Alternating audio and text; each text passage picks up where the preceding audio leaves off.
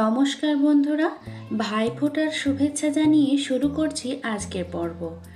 আজকের দিনে আপনার ভাই বা দাদাকে এরকম সুন্দর নারকেল নাড়ু বানিয়ে দিলে কিন্তু আর কিছুই চাইবে না। তো অনেক দিন পর এই ভিডিওটা নিয়ে আসলাম। প্রথমে চলুন রান্নাটা শুরু করি।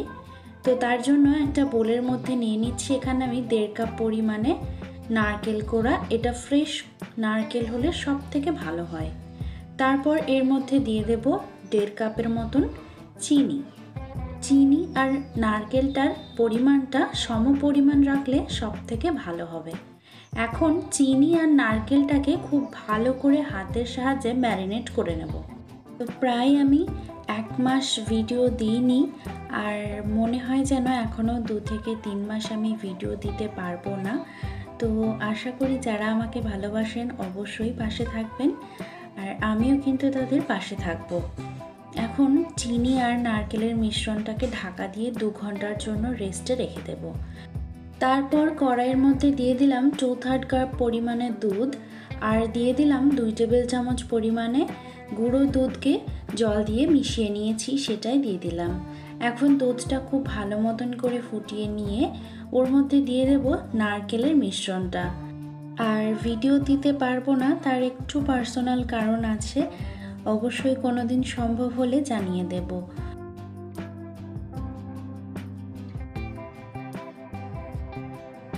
সম্পূর্ণ মিশ্রণটা আমি এখন দুধের মধ্যে দিয়ে দিয়েছি। এবারে নারকেলটাকে পাক দিয়ে নেব মিডিয়াম টু লো ফ্লেমে। মিডিয়াম টু লো ফ্লেমে কিন্তু রাখতে হবে, হাই ফ্লেমে করা যাবে না।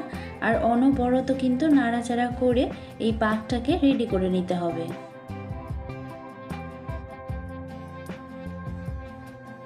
চিনিটা যখন পুরোপুরি গলে যাবে তখন আমি এর মধ্যে দিয়ে দিচ্ছি 1/4 টিস্পুনের মতন ক্রাশ করে নেওয়া ছোট এলাচ। আপনারা চাইলে এটা নাও দিতে পারেন, এটা কিন্তু পুরোপুরি অপশনাল।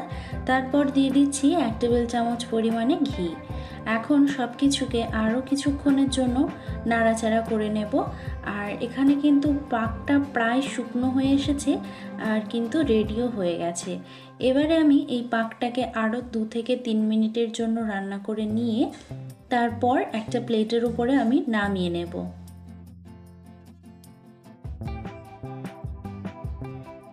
পাকটা নামিয়ে নিয়ে একটু ঠান্ডা করে নেব, যাতে করে হাতে গরমটা সহ্য করতে পারে। তো এখন আমি এখান থেকে একটুখানি দেখিয়ে দিচ্ছি। হাতে করে নিয়ে গোল পাকালে কিন্তু এটা পুরোপুরি গোল হয়ে আসছে, তখনই বুঝে নিতে হবে যে আমাদের পাকটা কিন্তু একদম রেডি।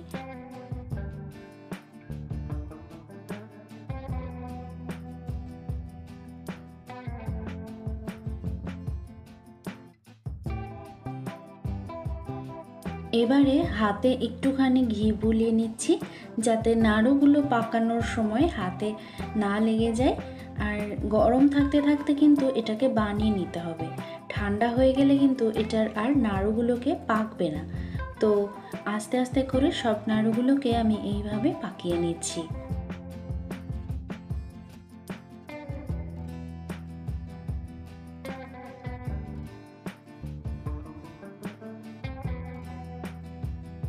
রেডি হয়ে গেল আমাদের এই নারকেল নাড়ুর রেসিপিটা কেমন লাগলো অবশ্যই কিন্তু কমেন্ট করে জানাতে ভুলবেন না। আর আমার কিন্তু একটু আপনাদের সাপোর্ট লাগবে, তাই একটু ভালোবেসে পাশে থাকবেন। অবশ্যই আমি আবার চেষ্টা করব রেগুলারিটি মেনটেন করার জন্য। আপনারা সবাই ভালো থাকবেন, সুস্থ থাকবেন, আর বাড়ির সকলকে ভালো রাখবেন। Thank you so much.